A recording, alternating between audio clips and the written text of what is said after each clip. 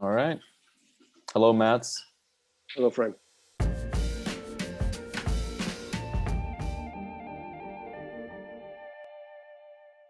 What kind of advice or tip or just anything that you could share with just any young director out there who's wants to improve their collaboration with their actors?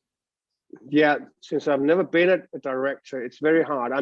I meet directors as individuals. They're very different. Everyone is very different. Like every actor is different. I started out believing that directors were the ones that would see right through human characters and knowing everybody. They could just like look at somebody and they knew exactly who they were, and they could shape them into something. That's not how it goes. Often, not always, but kind of often. Directors can be as shy as anyone else, and they don't master communicating with other people as much as actors do. So sometimes they have a vision, but they have a difficulty to get that vision across, right? Some directors don't have that problem at all. So it turned out that a lot of times the actor have to like translate the director. They have to kind of interpretate what he wants, and sometimes not. I would get the same advice as I would to an actor, and there was an actor who gave me this advice once, and I played I played a character that was there was the door there was knock on his door, and it's his office, and he opens up the door, and there's a cop outside. He invites the cop indoor, and they have a conversation. And after we did the scene, this fellow actor told me like, so why are you behaving as if it's not your office? And I was nervous. I was in an environment that was not mine. I was on foreign turf. And it's like, just I've seen you before. I know that it's your place. Take your space. Take your space. And it rang a bell. And he was so right. I was trying to please everyone around me, as opposed to do what I was asked to do, play the character, and it's your office, and you're on top of the situation. That was what I was asked to do. And I forgot to do it because I was pleasing people. And I would say the same for a director. It's your film. It's your office. It's your vision. And don't go angry when people start questioning you. Convince them. This is what I want to do. Help me out doing it. That kind of communication is always great for an actor. Help me out, bringing my vision to life. And I'll make it as clear as I can. If you still don't get it, then just please trust me. And I think that's a good advice. It's your office. Take it. Have you ever had any like mentors in your upbringing? Like No, no. no, and I say that a little with obstruction, because I'm one of those people who don't believe in mentors. I don't believe in gurus. I don't believe in cults. I've bumped into in my life a lot of people who wanted to be mentors and gurus and cult leaders, whether it was in the dancing environment or in the acting environment. And it always become a little, oh God, it's like, can't you just relax? Why do you have to be king? Can't you just, teach me the best stuff and let me go? Why do I have to, be a member? So I've always been a little reluctant to be fascinated by that. I've had some great teachers, and I did have a teacher in drama school that I really loved, and one of the qualities he had was that he was exactly not a cult leader. He was just looking at you, trying to make you your best version of you, and he didn't ask for anything the other way. And so that is the closest I've had to a mentor, I would say, in my professional life. Most of them always wants you to join the club. The club is not necessarily a good thing to join. I recently watched Another Round.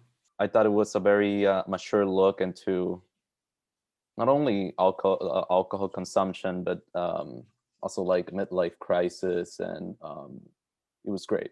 Yeah, And and I mean, yeah, the idea was obviously everything started with as a tribute to alcohol years ago, that he always was like Why is everybody making films about the dangers of alcohol? Why doesn't anyone praise the glory that it sometimes contains, which we all can recognize? 2 glasses of wine will lift a conversation. You get the balls to pick up the phone and call that person that is special to you. So it's been around for 6,000 or 7,000 years. It started out like a tribute, and after a while, they realized obviously we have to touch upon the the dark side of alcohol as well, the other side of the coin. But we didn't want to dwell in it. We didn't want to be moral about it. And as you said, we wanted it to be a film about embracing life, more so than alcohol. The alcohol is a Kickstarter to make a film about life. What drew you to Martin? First of all, Thomas Vinterberg drew me to just working with him again. We worked together 8 years ago on a film called The Hunt, which was a game changer for both him and me, I think. So we were just looking for things that we could do again eventually, and this came up. Martin was interesting because I don't have a lot in common with Martin. I mean, he, as you can tell in the film, he wakes up every morning, he's uninspired, he's not curious anymore. He might have been 20 years ago, but he is not anymore. And I'm kind of like the polar opposite in the sense that I do wake up crazily optimistic every morning and enjoying the fact that the sun is rising. And I'm very curious what's behind that building. When I come to a new place, I always go for long walks and I get lost. So I'm the polar opposite in that sense. But I did recognize him, giving up in the middle of something that could have been great, which he's doing. And then him trying to recapture the youth or the feel of youth. He can never be young again, of course, but he can get inspired again. He can figure out why he loves his wife and his kids and why he loves his job. And so that was recognizable for me. I think Thomas has an ability to make films about ordinary people in extraordinary situations. And I think that's what's so recognizable about watching his films. Yeah, I think the one of the reasons it's so mature and just compelling, and it's just because if it refuses to be like take that moral side. Yeah, that a lot. I agree. And one of the smarter things as well, because on a pitch, it was a pitch years ago, and that was, the alcohol was much more at the center of everything. And the characters were working different places. My character was working in a control tower in an airport, which is obviously a really good foundation for some good jokes if you start drinking there, right? But he wanted the friends to be together, and he wanted the film to be about friendship as well. And he wanted to place it in an environment where they constantly had to face what they don't have anymore, which is youth. The immortality of the young people was constantly right there in front of them. And he wanted that to be a topic of the film as well, as you said, midlife crisis or lost opportunities. Yes. Yeah, definitely. By the way, it was really great to see you work with Vinterberg again and Bo Larsen. It was really good, really fun. And I thought that ending of The Hunt was something that was just so haunting at the time. So we had an even more haunting ending of that film, but there was no producers who wanted to back that up. I think I was pretty much alone with it, but we shot a version of it that was a little more brutal for an end. Is that something that you can share, or? Yeah, I can definitely share it. I mean, he got shot. He just collapses, falls on his glasses in the mud. And it was probably the best stunt I've ever done, because it's just like a deer where the legs are disappearing and it just goes frank. And there's nothing extraordinary about it. It's just really numb. Boom.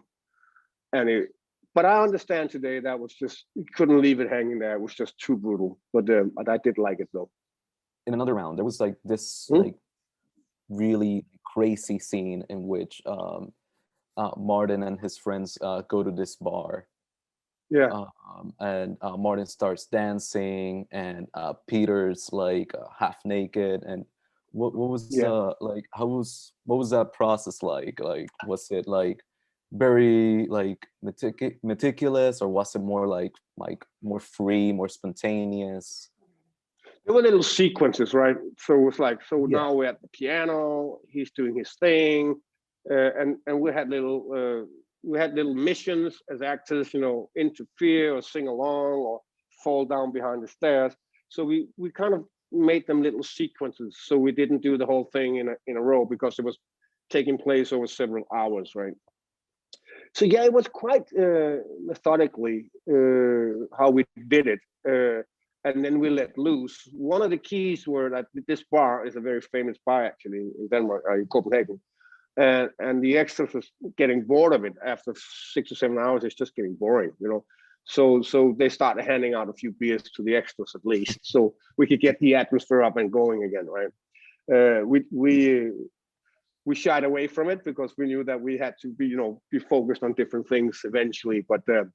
But the atmosphere is capturing when people are getting a little intoxicated around you. You start smithing, you know. Yeah. So thank you. And is there anything that right now at your point in your career that you look forward to? Career-wise, might be another advice. I don't think so much about careers. I think about what I'm doing, and the thing I'm doing is my new dream project. If that takes me back, so be it. If it takes me forward, so be it. If it doesn't take me anywhere, so be it. I've seen too many people being ambitious on behalf of their career, and you will always be disappointed. Rather stay in the present and enjoy what you're doing, then you will never be disappointed. Thank you for that. That's Yeah. words to live by. Thank you. Well, Good. Thanks a lot, Kabata. thanks, And Matt. good luck.